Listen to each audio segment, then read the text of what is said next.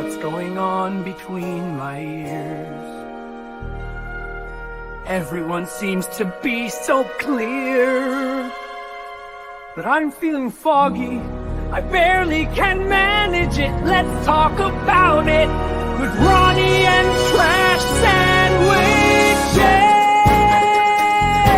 It's Mental Health Awareness Month. It's Mental Health Awareness Month. It's Mental Health Awareness Month.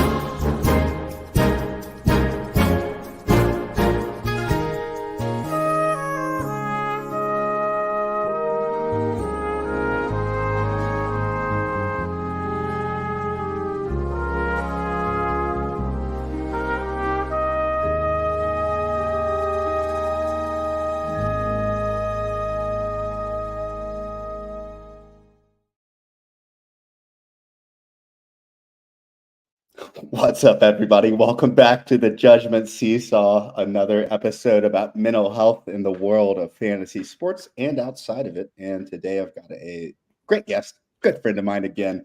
It's Trash Sandwiches. Also, it's Ariel, not Ariel. I have her in my phone as the mermaid from IBT. Ariel, welcome to the show. Thanks for hopping on to share, and sharing is caring. So let's care about you and care about everyone else. And to get started with that, how are you doing? And can you give us a little intro? Just take 50 seconds, a minute, and plug what you have going on in the fantasy industry, and then we'll dive into the mental health stuff. Cool. Well, thank you so much. I'm doing pretty well, although I will admit, first, you said I have to be silent during those videos, and I was just silently losing it with laughter over the sandwiches. Second, feeling a little triggered because my sandwich construction says you should not put lettuce next to a condiment and bread. You should not put like the sandwich is the construction method. Oh my God. Anyways, we're getting right into it with the mental health weirdness. Hey, we're all a little neurotic about things. For you, it's just sandwiches. I know. I've thought about making the proper sandwich construction guide so many times. Anyways, hi, I'm Ariel. I'm Trash Sandwiches. I am an editor and a writer. Haven't been doing a ton of writing lately, but I will be doing more at some point. Hey, mental health. Give you some inspiration, man. Yeah, so I'm an editor. I work with FantasyPros and Betting Pros, great company. I work with IBT Media, and that's where you'll find more of my writing as well. Absolutely love the IBT Media family. I'm sure we'll talk a lot more about them as we get into it, but that's, I guess, the kind of overview of who I am in the fantasy space at this point. I'm mostly just here for the vibes. I love it. Well, vibes are important. And when I alluded to earlier that I have Ariel saved in my phone as the mermaid from IBT, the IBT is IBT Media. And you know how you're saved in my phone, right? Ronnie Red Lights. Sorry. It sounds so inappropriate. It's because I ran a couple red lights and I was giving her a ride at the expo last year. Also, in your defense, they were pretty much all the yellow lights that are on the questionable verge of turning. And we were also, in your defense, not the only driver who ran some red lights in Canton last year. Canton just lends itself to recklessness. I don't know what it is about that place, but we met at the expo last year, and yes. I think we had conversed a couple times very, very loosely before then, but my friendship with you has really budded a lot over the last 12 months. And I love you, and I love the IBT crew. I love FantasyPros, Betting Pros, all of it. And so I'm excited to dive into some stuff that isn't a typical bit of conversation in this space, and looking at mental health. Before we go into the full discussion, let's set the stage a little bit. Do you mind giving us just a glimpse into the story of Ariel and what you've dealt with and what you've observed with mental health over the years? Yeah, definitely. So trying to figure out a good entry point into this, and I think I'm gonna go with the obvious, how I kind of got more into fantasy football, because it kind of ties into mental health. Because like many others, it was 2020. We all know what happened in 2020. Yeah, so prior to that, I'd been playing fantasy football, casually, home league. The league converted to Dynasty that year, and I was like, well, it's Dynasty. I need to know more, blah, blah. I'll learn more. And then I was like, oh, man, I know all this stuff. And then fell into fantasy football and Twitter and Dynasty leagues and grew from there. And that's kind of why I'm here. But that's the story that I've told on like a lot of other podcasts, and like, it's the story for sure. But since we're on the mental health podcast, I'll get into the mental health side of that, because Sure. 2020 was, we're allowed to swear on this, right? Yeah. Yeah, sure. The fucking terrible shit show of a year for me, for everyone. Yeah.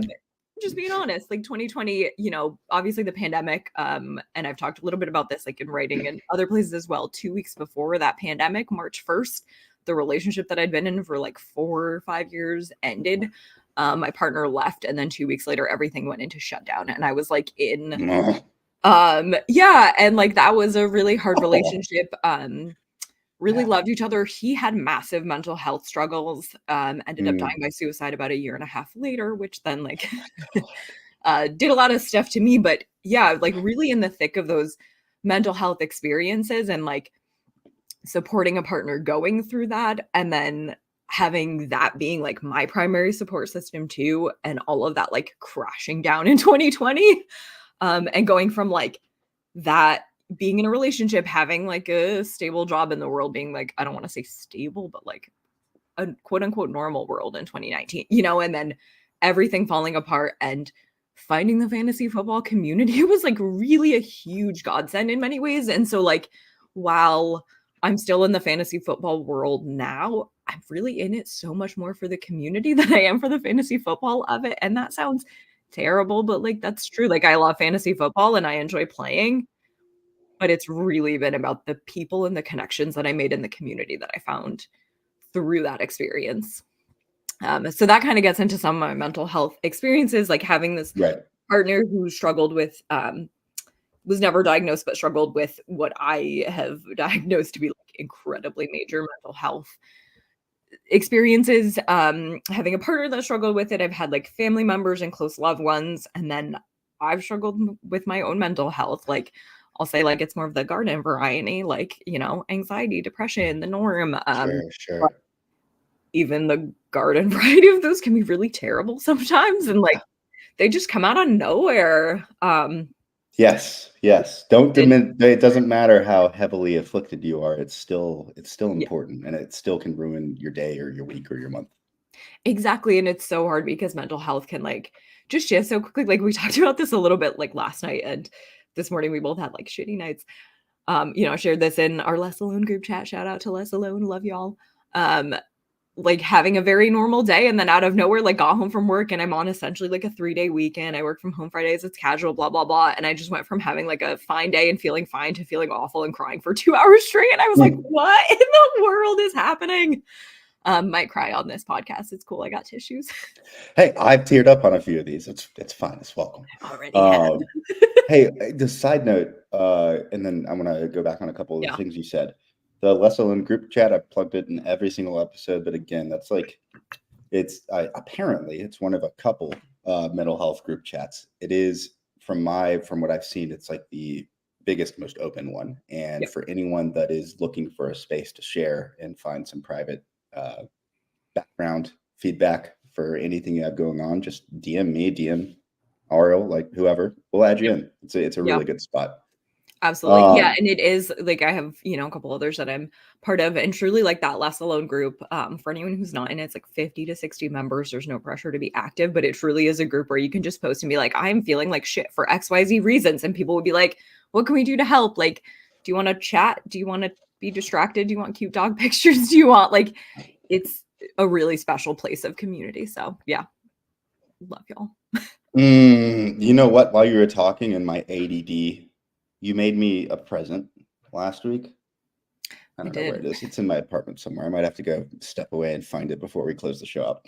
So totally irrelevant to Less Alone or the mental health thing.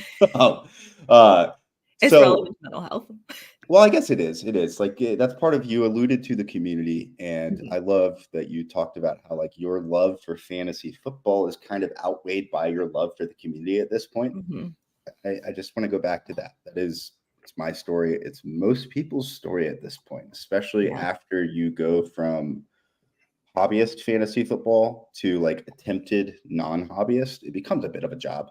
And then let alone if you end up having a full-time job in fantasy, of course, then like it's the relationships and the community. It goes back to something that talked about it in a couple other episodes briefly, but that's the whole point of fantasy sports. Like, people forget nowadays with daily fantasy and betting and so on and so forth, what this all really is supposed to be all about.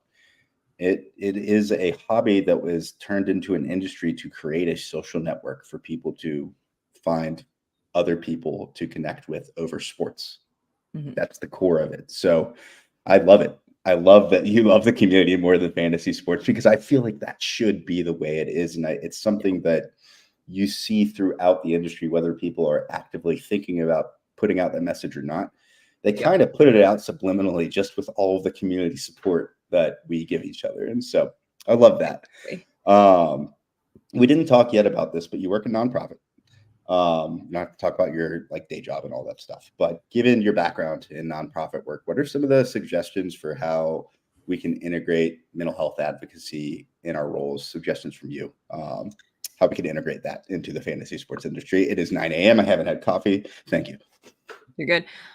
Yeah, I mean, one of the biggest things I think, both in the fantasy sports industry and other nonprofits aspects of life is just talking about it. Like, you are starting these conversations, you're having these conversations. That's huge. And I think actually the fantasy sports space, at least in like the little corner that I've curated, which I will admit is like definitely a curated corner. But in the corner that I've curated, people are really open and honest, and they talk about their struggles and they're supportive. And, things that I've been doing like in some of my nonprofits is trying to bring in these conversations. So I'm with the service club. We have speakers that come in like just about every week and talk. And several of the ones that I've worked to bring in over this past year are from.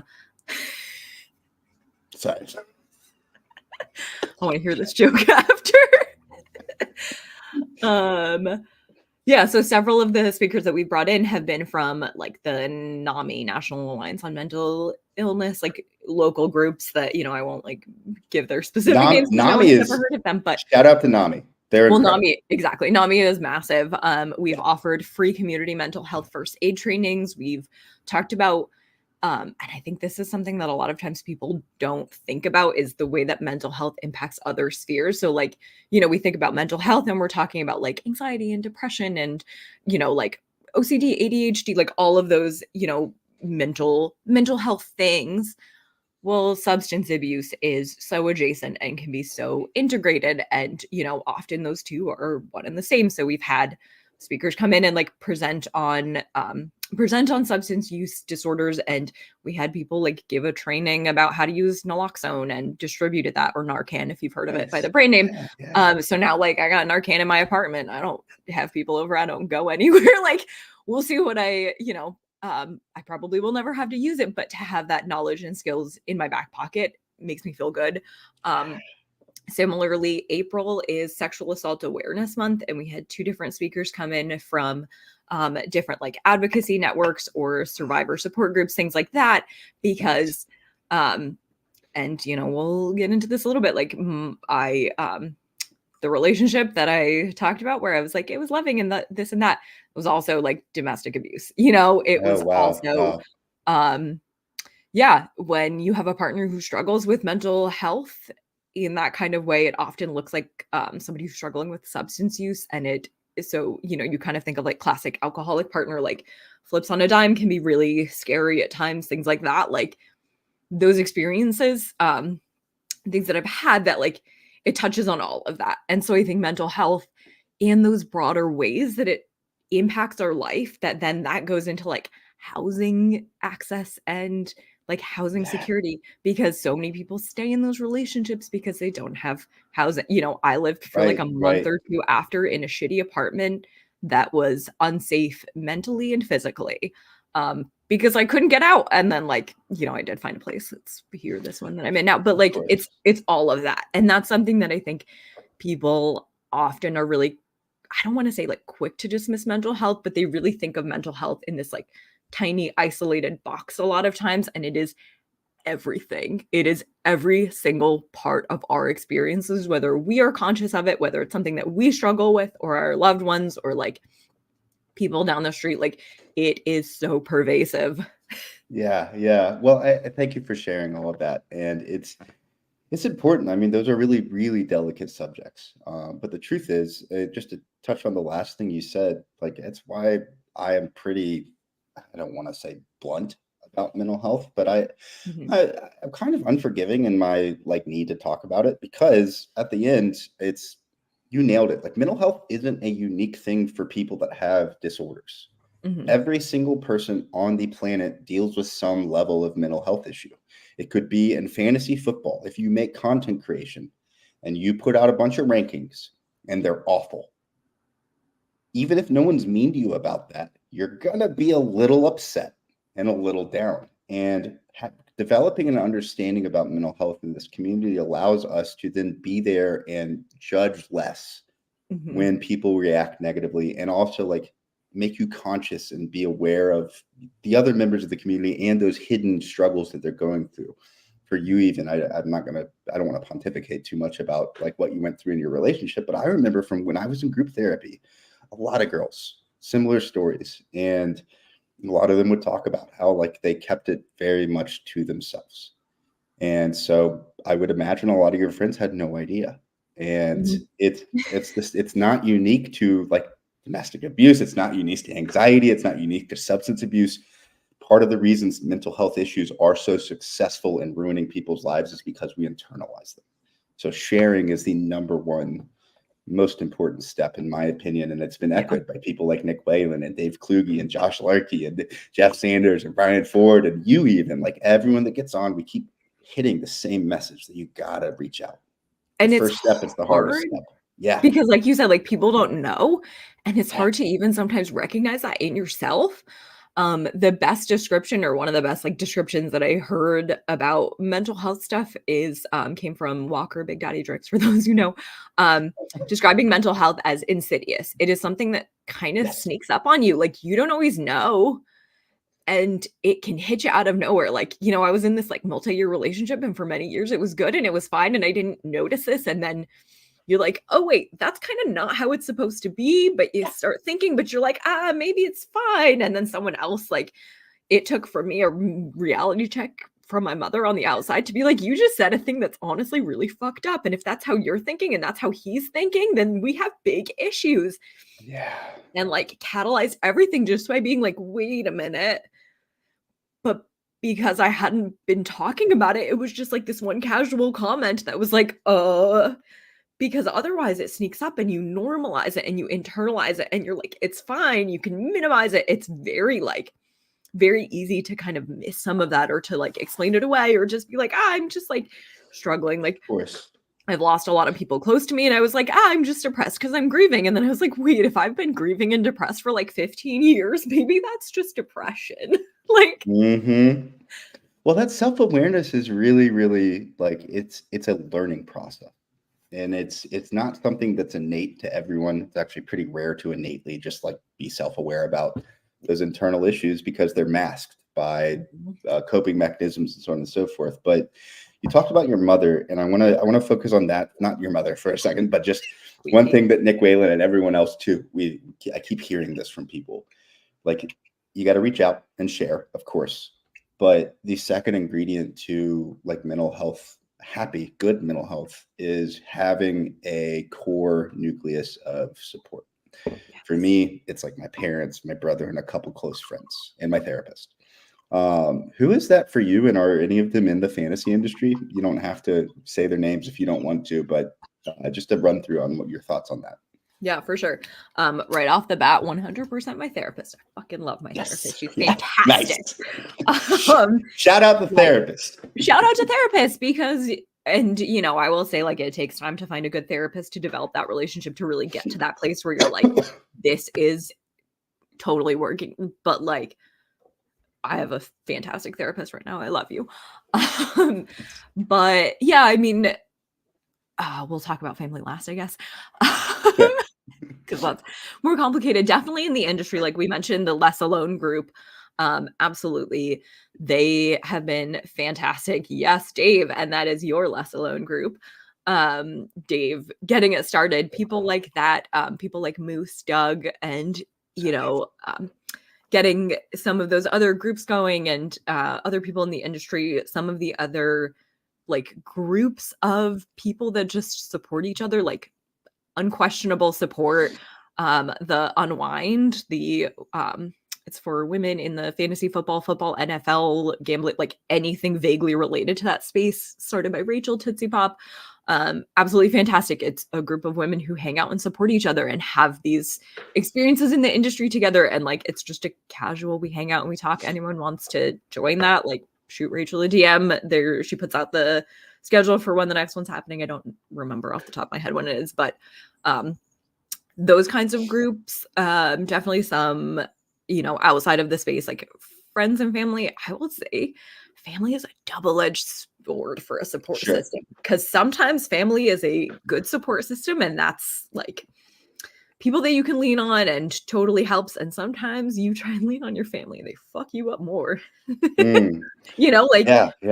It's hard. And I think that's something that like I will say even as recently as like therapy on Tuesday, shout out to my Tuesday therapy crew. You know who you are. As recently as this week, talking about that kind of stuff with my therapist and figuring out like the times in which I can go to my family for support and validation and help in those ways, because sometimes it helps and sometimes it's not helpful. And I'm trying to do better every single day about like parsing those times and situations out. But definitely like having a support system is absolutely crucial. The other member of my support system, I'm going to try and see what we can do. Stella.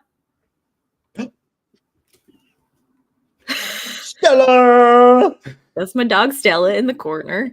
And maybe it's silly to have a dog as my mental health support system, but she is my best friend. No, it's not at all. It's not silly. They're like the best. She is my best friend. She is my everything. She has been with me through thick and thin. And she knows, like, she is so good about being like, you feel icky, I'm going to be cute and cuddly and gentle. And sometimes being like, you feel icky and you need to get your ass out of bed and take me on a walk.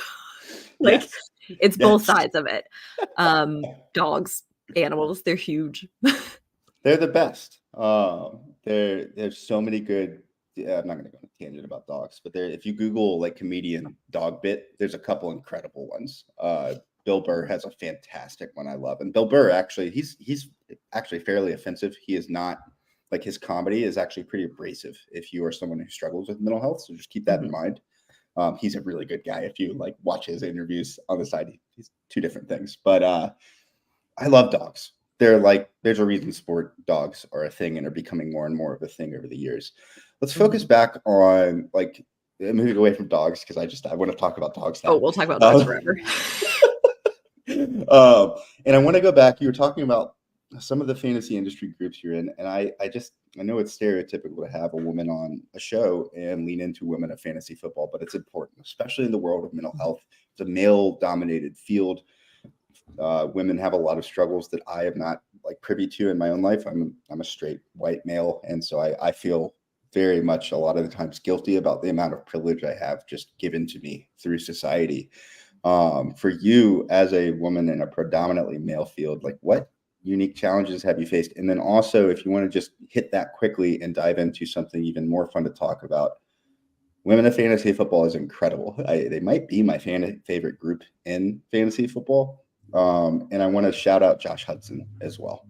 Yes, definitely shout out Josh Hudson and Faith. And everybody with that organization, like getting it going, keeping it going. I know Kelly is super involved. You're having her on in a few weeks. I'm trying to look at my calendar and be like, how many weeks is that? In amount of time. It's interesting because I feel like, especially when I kind of first fell into this community, my handle is Trash Sandwiches. I didn't put my picture out there a ton. Even my name, Ariel, can be a gender neutral name, or like can be any gender as well. Like, I feel like I was insulated a little bit from that without being like very visibly and obviously a woman at first. And I think that was helpful in a way in getting started to kind of isolate me from some of those nasty DMs. And I absolutely feel for the women who do get those kinds of nasty DMs, and like it's wildly inappropriate, and men, you'll need to do better because it's men sending them. But yeah, I think it afforded me a little bit of like personal separation from that. But it's interesting. I think definitely like even between the first year that I was at the expo and the next year, like there were more women there. There were more representation of people that aren't like those straight white men. Like there's definitely a stereotype, and you could definitely see a lot of that stereotype at the expo, and that's absolutely no shade because you were born a straight white man. Like you can't do much to help it. If that's who you are, it's who you are. And that's great. And I think for those people who are of that like traditional mold, you know, you can support the people who aren't and uplift them. Yes. Because I think, Yes. you know, seeing more women in the space is only, it's only going to help make the space better. I would also give like a special shout out to Gemma Martinez, like another woman who I think has done a really fabulous job, because what she has done in bringing the NFL, and Renee as well, and like I know there's a few other women in Mexico who are doing this, both bringing the NFL to Mexico and bringing the NFL to women in Mexico and in Spanish speaking places is absolutely massive, because I think, you know, you're breaking down the language barrier, you're breaking down the gender barrier. It was really interesting. It's been really interesting being at some of these unwind convos and like hearing some of these conversations that we've had and talking about how, you know, some of these women are like afraid to publicly post on Twitter like a start sit question and things like that. And like there shouldn't be shame in that, because I have seen massive name analysts still post a start sit question. We're posting start sit questions for like I want to feel validated in what my gut is telling me. And like if you're wrong, then I'm probably gonna disregard your comment. Like, you know, it's a thing that every single person can and should do, and there shouldn't be shame or stigma around it, because fantasy football is a game within a game. It should be fun. It should be a place that builds community. We are all guessing about what's going to happen. Like, unless you have a time machine or something, like you don't know shit about fuck. And we shouldn't be ashamed to ask those questions then. And we shouldn't be ashamed to ask questions that aren't just start sit and do go beyond and get at some of that theory, because like there's always that, you know, those men who are going to be like, well, you didn't play football all through high school and pee-wee football and college, and so therefore I can't trust your opinion. I didn't play football. I didn't even grow up watching football. I got into this through fantasy football as a grown adult, and I will admit that I don't know everything about it, but I want to learn and feel comfortable. And I think that's where like women and some of these other communities that are really approachable are so important in the fantasy space to serve as that access point and to help people who don't fit that mold feel comfortable and feel seen and validated. I love that. It's you hit on a lot. I can't possibly go back through all of it. Everyone like this is no, you're killing it. I got distracted halfway through. Just a side joke. Next month I'm doing a bunch of AI content, and eventually I'm gonna try and monetize this channel. And I know that when YouTube says you can't, I'm gonna have to go back to this episode. No. We have such sailor mouths. I love it. Sorry. So no, you're fine. So I'll like, bleep myself now. No. Speaking of things that fucking matter, like I want you to just take a second and get on your pedestal, and then I want to move away from the women in fantasy football discussion. Not that it's not important, but like I said, it's cliche to have a girl on and just talk about that for an hour. But you mind just off the cuff, whatever your gut instinct says to say it. Like, what advice would you give other women who are entering the fantasy football industry, and particularly in terms of safeguarding their like mental hygiene and health? For safeguarding your mental hygiene and health, like find those communities that are supportive, find the people like Unwind and Less Alone, and like the people who will only uplift you and help you grow.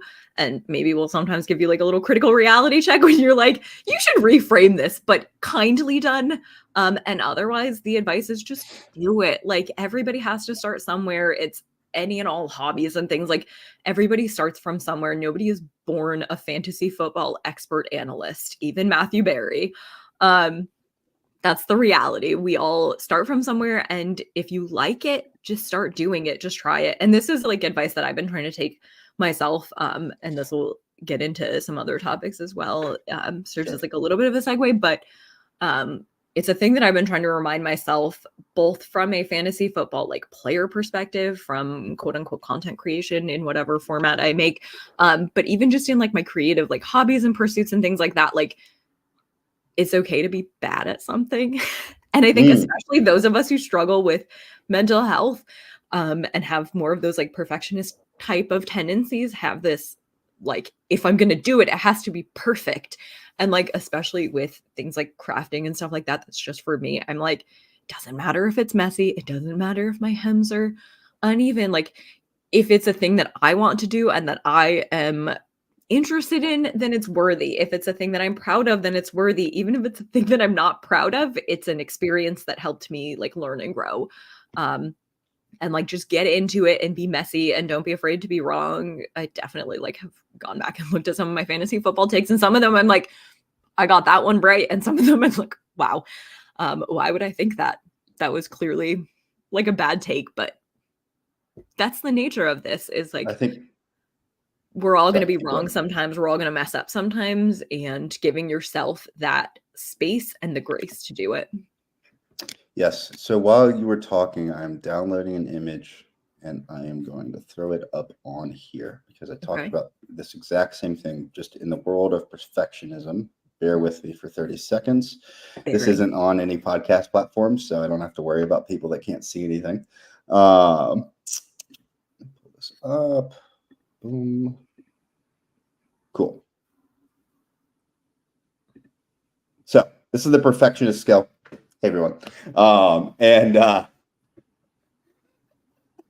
So I talked about this yesterday, and for people that deal with like perfectionism, it's the enemy of everything that you're trying to do. If you're working on mental health, or even if you're just trying to improve your career, perfectionism is not necessary, and it's often detrimental to like your own progress.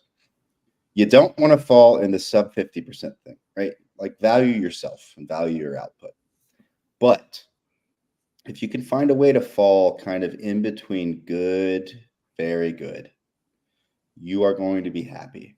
And excellent, like if you can get that 1 out of 10 times, you'll be fine. But I've learned from my therapist over the years something that I never was able to really grasp. And I used to struggle with perfectionism a lot and still do. And when I'm struggling with it, the only thing I can think about is if I'm not excellent or perfect, everyone's going to know, and I am a failure. And he has just beaten into me in a very kind way. Like, that's not true at all. It is just an absolute delusion you have, and you've And got to get failure is over a it. part of life. Yeah, yeah.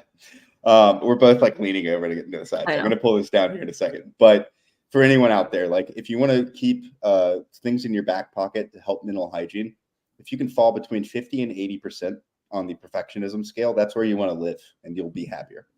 Get this thing out of here. My neck hurts. And now I'm going to show you, because it's very relevant, my shirt. We're going to do what I can to get this in view for the people at home. Amazing. Really good average, trying my best. Is that from Casey's thing? It is not. It was, I got it at the expo last year from the 8%er Club. I saw it on their Nice. table and I was like, I need this shirt. They had like one in one size and it's too big and I don't care. It's mine. It looks great. Yeah, It's a I am perfect trying shirt. my best at fantasy football. I am not amazing or really good or average. Well, maybe I'm average.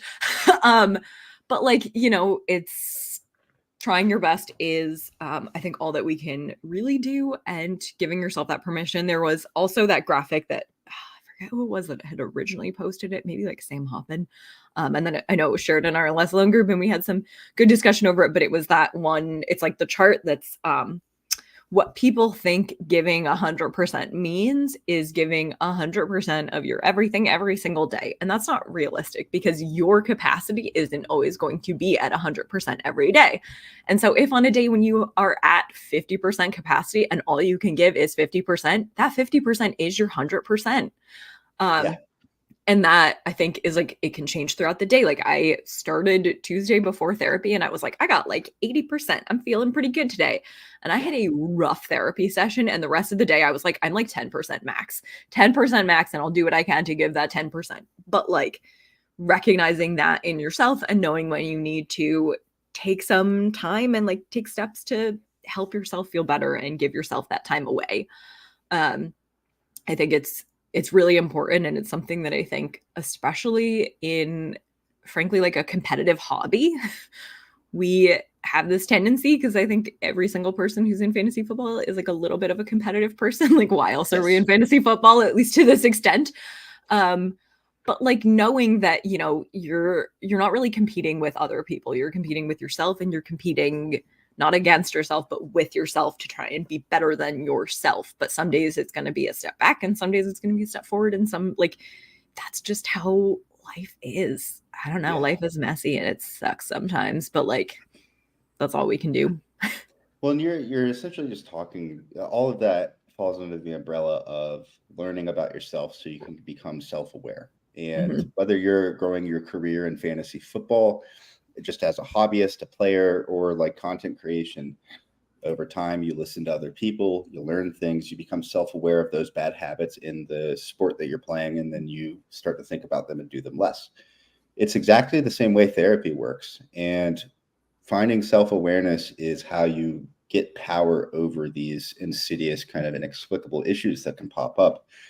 And I would just add that for anyone that hasn't done therapy or has thought about it before, definitely just go give it a shot and ask your therapist when you're in there about self-awareness Yeah. and see if they can give you feedback at the end. You might find that you're very self-aware, and a lot of people are, and it won't be something you have to work on quite as innately. But if you meet with someone in the mental health field and they say something along the lines of like, you need to start working on your self-awareness of these issues, hold that to like close to your heart and treat it like one of the truest things you've heard, because it is. It's a Mhm. solution to mental health. And Uh, two things I would add. One is self-awareness, and also like I think self-awareness, be aware that self-awareness can vary in different spheres. So like there are definitely some spheres where I'm like, I'm totally very self-aware of myself and like my shortcomings and everything in this sphere, and others where I'm like, I'm just gonna negative self-talk myself every single time that this comes up because I don't have that self-awareness because I'm working on it, you know? That's number one. And number two is you said if you've never tried therapy or you're nervous, like give it a shot. I would say also if you've tried therapy and it didn't work, maybe try a new therapist. My oh wonderful yeah. therapist now, who I've given a shout out to, and I've had like at least two other therapists in the past, and one of those in particular, one of those experiences when we talked about it, she was like, frankly, it's a miracle that you tried therapy again. Mm, Like you can have bad therapists, you can have bad experiences. yes. Unfortunately, that is Yeah. the case. Um, it's weird because I think I had that self-awareness at the time as like a little like child teenager in therapy where I was like, this is shit and you're making me go and I'll spend an hour and I'll pretend to make you happy and then disregard all of this. But like now as an adult, I'm like, oh, good therapy and useful therapist. And this is actually a person that I want to listen to.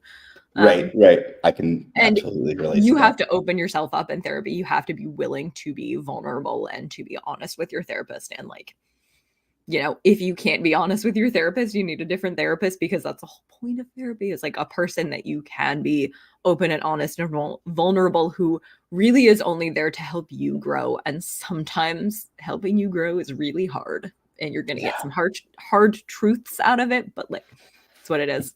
Yeah. The best therapy sessions are always the one that wig me the most out, for sure. Mhm. Mhm. They talked about like self-awareness, managing things, managing stress, so on and so forth. You have multiple roles in the industry, different organizations. Like, how do you manage your time and mental energy when you do end up feeling overwhelmed, Totally. or without One, feeling overwhelmed? Sorry. yes, yeah. I feel overwhelmed. That's how. Yeah, a few things that like and this is something that I'm working on like constantly in therapy. Creating a system. I am a person who like has things swirl in my brain a lot. Like I've always said that's how I write. So like if I'm not feeling inspired to write, it's because I'm not having words swirl in my brain. And sometimes it's good and sometimes it's bad. Um, but like getting things out. And so what I have now started to do is a lot of to-do lists and sticky notes, and I can keep on holding up all of my little sticky note pads with all my goofy ass notes to myself. Thing that my therapist has really tried to like instill in me is like if you're anxious about a thing that's on your to-do list and it's not written down on your to-do list, just write it down and then it's at least out of your brain. Just get the stuff out of your brain onto paper. And then you're like, I know that I have it written, which means that I will do it.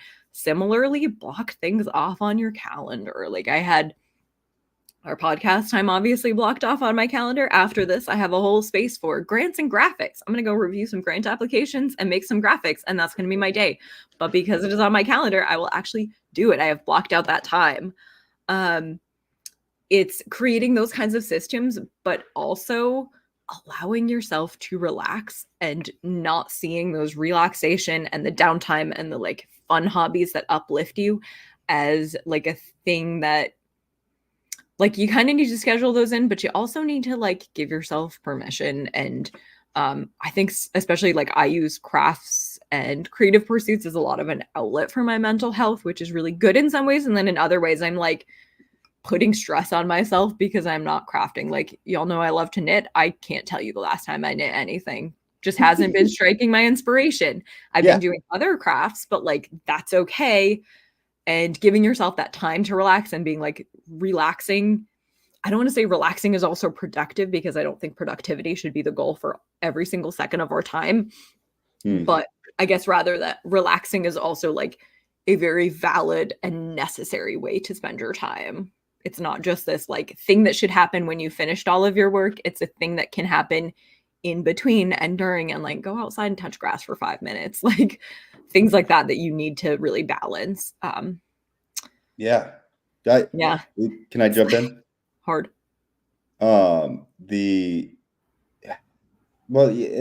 relaxing side of things, like it ties a little bit into this idea of forgiving yourself for like taking a break. It's not really the way that I was raised, and it's not really the way that America as a society operates. This is a very much, we now live, I talked about this with Brian Ford. We're in the late stages of capitalism now. Everything is infinite growth. There's unattainable goals. Nothing is ever good enough. It's absolutely like the most toxic possible way to act as a society. And for people that struggle with mental health issues, like seeing that everywhere then makes you feel like you have to be that way. And you really don't. You just go out there and be good enough, put a good foot forward every day. But if you're not taking time for yourself and giving yourself the breaks and the moments to recharge, for me, like getting sleep, it's not going to work out the way you want it to. And so I really, really like love that. And I want to hammer home for anyone that's watching, like if you need a break, take it. Take a break. And forgive yourself. And I will tell you this. Take a week off. Take a weekend off. I did a couple weekends ago and I was like, I am dead to the world. I will not answer a call or a text. I am sitting in my apartment and I am sewing for 3 days straight. And it was great. Yeah. We're literally the only, not true. There's like 300 countries, but we're one of like 4 countries in the world that doesn't embrace that. And so we're starting to a little bit better, but around the world, most of this audience is going to be in America. Just for people that don't know, Europe, go anywhere else. Like it's mandatory that you take breaks. They force you and take time off work and take like, enjoy a weekend and enjoy the evening and don't respond to your work text messages. And if you work somewhere right now where you are unsure or feel uncomfortable or know that you can't really do that, this is pretty brutal, but I would suggest that you start planning on working somewhere else over the next couple of years, because it's just it's not healthy. It's not good for long term. My best example of that and why it means so much to me growing up, my dad, as I was in therapy and working through things, he would talk about his dad and how we talked about getting choked up. I just thought about my grandpa, rest in peace.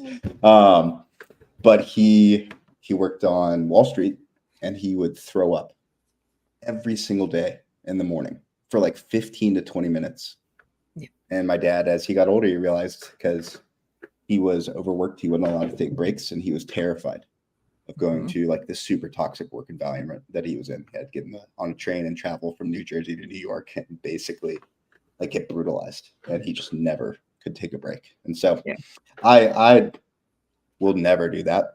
And I suggest like anyone watching, like don't allow yourself to get so married to work and to like output that you forget yourself. I'll be honest, I've left several jobs for mental health. And it's not always like leaving for mental health in a big way like that. Like I had was working for like a local nonprofit here in town, was like a good, stable, real person job, whatever. And I was just like, this is not how I want to be spending my time. And, I worked in some toxic work environments. Like they are so detrimental. And then it just doesn't make you feel good outside of work either. Like work is never going to love you back. Yes, you want to be doing work that, or generally speaking, it's like nice to do work that's rewarding, but also I think you can find things that are rewarding outside of work. Like you don't need to tie your worth to what you're getting paid, because that is how it works otherwise. And I will say like that stress puke is so real. That was like my entirety of writing my senior thesis. Also, if you met me at the expo year one and I was like, hey, I gotta go real quick, that was because I thought I was gonna puke. Several really wow. Several people. Like I was a stress puker. I go through like phases of a very physical reaction to stress, and stress puking was the thing that I did a lot of, and it feels terrible, but like, and it's not intentional, but you're like, oh my God, I feel. It's okay. Anyways, the one exception was Scottish. That was because I had to poop, not puke. I did tell him later and I felt really bad because I was like, I'm finally meeting you and I have to cut this short because I am like, I promise I washed my hands, Scott. Good to see you. yeah, right. But like, I think we need to be really aware of like our physical reactions to things. And yeah, if you are having that, like, it's a sign that things need to change. Another one that like I get a lot of that like maybe you don't necessarily know is, because I will say I also went to a lot of dermatologists through like high school and youth because they were like, you have skin issues. No, I get stress rashes. It's a stress rash. Like, and I, maybe it is some of that and like whatever, but like now I'm like, no, because I know that like the reason I have that rash is because I'm stressed and it's like, the physical release, whatever. But like, I think we need to be really like in tune to our physical symptoms because it can manifest really physically and feel like something different. And it's hard. Yeah. Yeah. Well, and it's a lot of this has been really good. It's been very, very like, they're not like common topics that people, I even on the past few shows, like a lot of this is pretty deep. And so I applaud you for sharing a lot of this. And I hope that anyone that's watching can find something, a kernel in this that helps them improve their lives for sure. With that said, though, I want to try and keep all of these under an hour. We're at 45 minutes and I still want to talk to you for like 2 more hours, but we can't do that. We can talk offline. Yeah. One more question. And you've alluded to this a little bit already, and we've covered it, but I want to go back and focus on it. Support systems are really, really big, and we hit on that. And it's part of your personal strategy. And anyone who's been in mental health, got to have a support system. But you gave advice to other women in the space on like how to get started and protect their own mental hygiene. Just in general, what are like the 1, 2, and 3, if you could, most important personal strategies or practices that you use to keep all of this in check? So are you looking for like things that I do to help me with like my mental health, like release or to like stay grounded? Or are you looking for just like preserving your mental health? For me, it's like I know that I have to get 8 hours of sleep or my day is going to be off the next day and I've got to eat by 11 a.m. We won't talk about food because that's definitely not how I preserve my personal or mental health. Anyways, ice cream tubs. Yeah. But for other things, so definitely one that I've talked about for sure is crafting and like creative pursuits in any way. And I would say I say like craft and creative pursuits, whatever. It can be anything. And I think it's such a broad category and it's like finding what the inspiration that you have and translating that to a release. So sometimes it's like the words are in my head and I need to write and I'll write. And sometimes it's writing for publication. And a lot of times I have like folders and folders and Google Docs full of just like shit that I've written for no one but myself. And if anybody ever saw it, I'm like, they would send me to even more therapy. But definitely like that, or like some of the other like, crafting, knitting, sewing, blah, blah, blah, like all that shit. Thank you, Dave. You are also fantastic. One of the other big things is like get out and touch grass, take the dog on a walk, enjoy the sunshine, whatever. It's funny because I am always like, I'm walking the dog for her, not for me. But then I'm like, it's totally for me. Like I am aware that there's the other day where I was like, it is gross out and you don't seem like you want to go outside. And I'm like, I need a fucking walk. I need to go outside. So take the dog on a walk. What I also like to do a lot with that, whether you have a dog or not, listen to some good music. I am a big fan of like, it's the like Dean's like, no one's watching, blah, blah, blah. And you're like, just like get in the music and vibe. And I have performed the Eras tour walking down my street so many times. And I'm just shameless about it now. Like it is really fun to just like dance and let yourself vibe. And I'm not a good dancer. I am terrible and I am unashamed. And I will just like wholeheartedly put myself into that walking down the street with my dog. So finding something like that, because that's like sunshine and it's dog and it's walking and it's dancing, which is good for mental health, and like music, things like that. Grounding. Yeah. It's super grounding. Yeah, definitely. If I have to give a third one, I think, I mean, talking to people, sure. I guess I like struggle with that because I'm one of those people who's like, no one's ever here for me. And I'm like very like, poor old me. I know. We all tell ourselves that, and it's such. I know, and it's hard to reach out for help because you're like, I'm a burden, and like this, we don't need to get into that because I feel like everybody listening has probably felt some of that before and like can resonate with you. And so it's hard because I like use that as a strategy in some ways, but in other ways, I'm like, that's not really. I think just the big one is like listening to myself and like listening to what I need at the time, because sometimes what I need is a distraction through work, and sometimes what I need is a creative pursuit, and sometimes what I need is crying on my floor for 10 straight minutes to the all too well 10-minute version, which is what I did last night. And like honestly, I wouldn't say it helped, but it didn't hurt. Like you have to kind of like go with that vibe of what feels right to you in that moment, and like just feeling in tune to yourself. And it's something that I think I haven't always been great at, but I'm really trying to be better. And I think we all need to be better about that. But listening to yourself, like mentally, physically, it's like looking for those physical signs of stress and anxiety and whatever. Just really important. Well, just a side note on the music thing. I love music. You know my backstory. Lots of music in my history. But sharing is kind of a universal language. I think like laughter is a universal language. There's a few of them. Music is my favorite of all of them. It's like the one thing you can go anywhere on the planet, and if you find the right type of music, people will start to jive with you.